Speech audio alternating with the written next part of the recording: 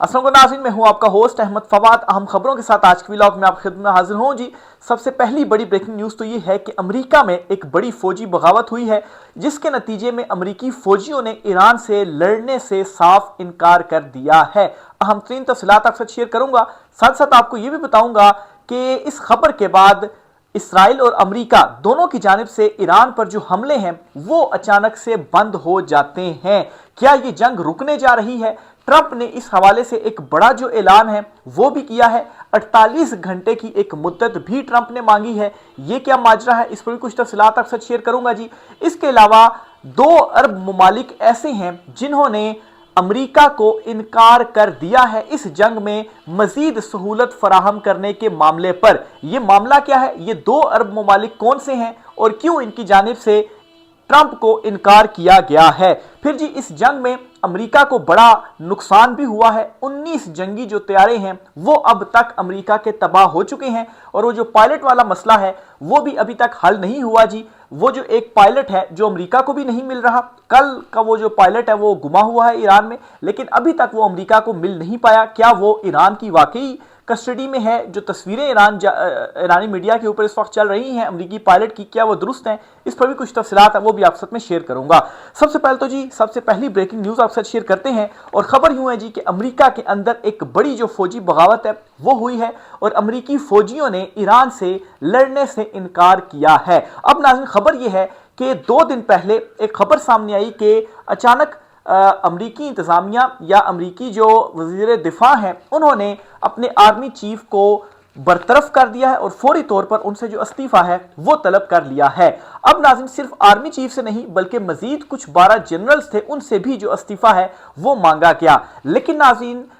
ये जो तादाद है ये 30 से भी ज्यादा है, और 30 से ज्यादा जो अमेरिकी टॉप ऑफिशियल्स हैं, जनरल्स हैं, उनकी जानिब से ये बगावत की गई और इनकार किया गया कि वो ईरान में जो जमीनी जंग है वो नहीं लड़ेंगे, जिसके बाद ये जो इकदाम है वो अमेरिकी वज़ीर दिफा की जानिब से लिया गया। अब नाज़रीन जंग के ऐन बीच में टॉप जो मिलिट्री आपकी कमांड है उनसे इस्तीफे तलब करना, और उनका ये कहना कि हम जमीनी जंग ईरान के साथ नहीं लड़ेंगे, ये एक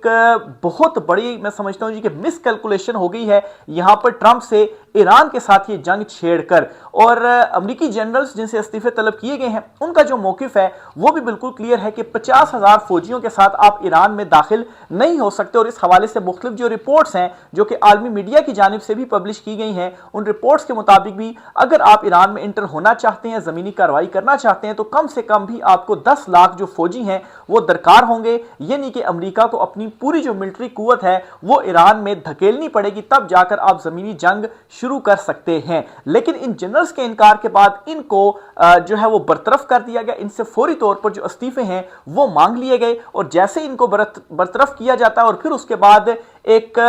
ट्राई के तौर पर कोशिश की जाती है अपने जो जंगी तैयारे हैं वो ईरान की हदूद में दाखिल करके, उसका नतीजा ये होता है कि ना सिर्फ वो जंगी जो तैयारे हैं वो ईरान तबाह करता है, उनको निशाना बनाता है, बल्कि आपके जो 2 पायलट्स हैं उनमें से एक का आप दावा करते हैं जी कि हमने रेस्क्यू कर लिया है, जबकि एक अभी भी लापता है। और इन पायलट्स को रेस्क्यू करने जाने के लिए जो 2 आपके हेलीकॉप्टर्स थे ब्लैक हॉक, वो दोनों भी ईरान ने निशाना जो है वो बना लिए हैं। तो इसका मतलब ये बिल्कुल साफ है कि ट्रंप की जानिब से ये जो मिसकैलकुलेशन है ये हुई, और इनके जो टॉप जनरल्स इनसे कह रहे हैं कि जमीनी कार्रवाई नहीं करनी चाहिए वो दुरुस्त है। बहरहाल ये एक बड़ी बगावत जो है वो हुई है, जिसके बाद इनसे जो इस्तीफे हैं वो मांग लिए गए हैं, और एक ट्राई के तौर पर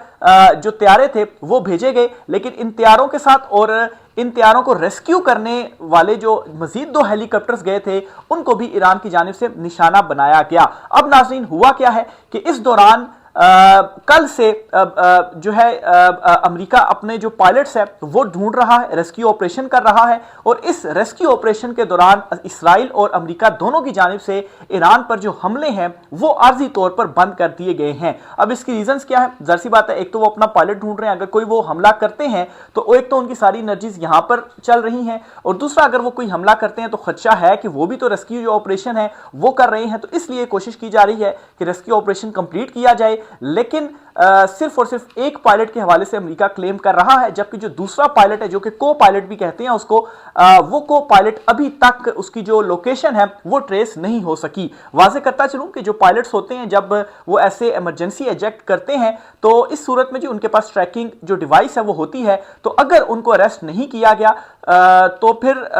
उनके पास जो ट्रैकिंग डिवाइस है उससे अमेरिका को अभी तक उनको लोकेट कर लेना चाहिए था, उसको पायलट को। लेकिन अभी तक की नाकामी ये बात साबित करती है कि अमेरिका नाकाम हुआ और वाकई ईरान की जानिब से जो एक ईरानी मीडिया में फुटेज जो तस्वीर है वो काफ़ी वायरल हो रही है, दिखाई जा रही है कि अमेरिकी पायलट को हमने गिरफ्तार कर लिया है, वो फिर दुरुस्त भी मालूम होती है कि वाकई आखिर वो पायलट कहाँ गया, वो लोकेट भी नहीं हुआ। तो अमेरिकी जो ईरानी हुकाम है उन्होंने ही उसे जो अरेस्ट है वो कर लिया है। इसके साथ ही जी कतर ने भी, जो कि कतर और अरब ममालिक जो हैं आप समझें,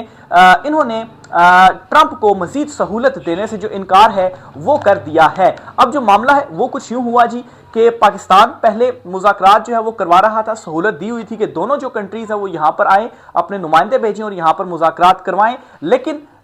जो शराइत रखी गई अमेरिका की जानिब से इस पर ईरान ने इनकार कर दिया। तो अब जी कतर से ये कोशिश की जा रही है कि वो दोबारा मीडिएटर का जो रोल है वो प्ले करे और दोनों कंट्रीज के दरमियान सहूलत फराहम करे कि दोनों की जो लीडरशिप है वो कतर में आकर बैठे, कतर में मुलाकातें करे और कतर में जो जंगबंदी है इस हवाले से मुज़ाकरात का आगाज करे। लेकिन नाज़रीन कतर ने भी इससे इनकार कर दिया है और इसकी जो रीज़न बताई जा रही है वो ये है कि इससे पहले भी कतर ने जो है वो सहूलत फराहम की थी, लेकिन उल्टा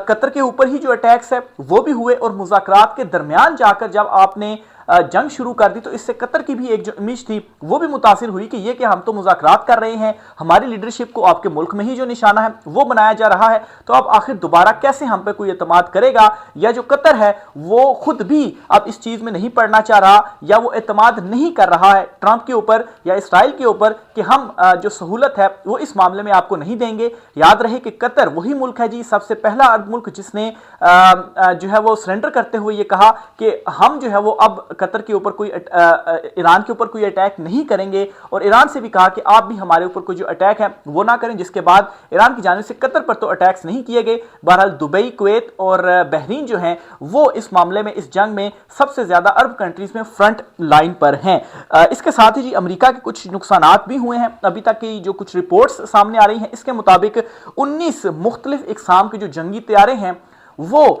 ईरान निशाना बना चुका है, जिनमें जी F-35 तैयारे भी हैं, F-15 तैयारे भी हैं, कुछ हेलीकॉप्टर्स भी हैं। तो ये एक बड़ा जो धचका है और बड़ा जो नुकसान है वो ईरान पहुंचा चुका है और ये बता चुका है कि आपने हमला करने से पहले जो समझा था कि ईरान जो है वो कमज़ोर पड़ जाएगा, रिजीम चेंज करने के बाद ईरान के ऊपर हम काबिज हो जाएंगे, तो ये सोचने की बिल्कुल आपने गलती की और अटैक करके आपने देख लिया। हमने ना सिर्फ आपके 19 जो जंगी तैयारे हैं वो मार गिराए, ना सिर्फ उनको निशाना बनाया, आपके जो पायलट्स हैं, आपके तैयारे ने ईरानी हदूद में दाखिल होकर अटैक करने की कोशिश की, तो उसके साथ क्या हुआ, इवन की रेस्क्यू टीम के साथ क्या हुआ, ये भी ईरान ने बता दिया है। तो ये जी अब तक की कुछ अहम तरीन तफसीलात थी। मजीद इस हवाले से जो भी होता है आपसे चीजें शेयर करते रहेंगे। राय का इज़हार कीजिएगा। आज के व्लॉग से इतना ही, इजाजत दीजिए, अल्लाह हाफिज।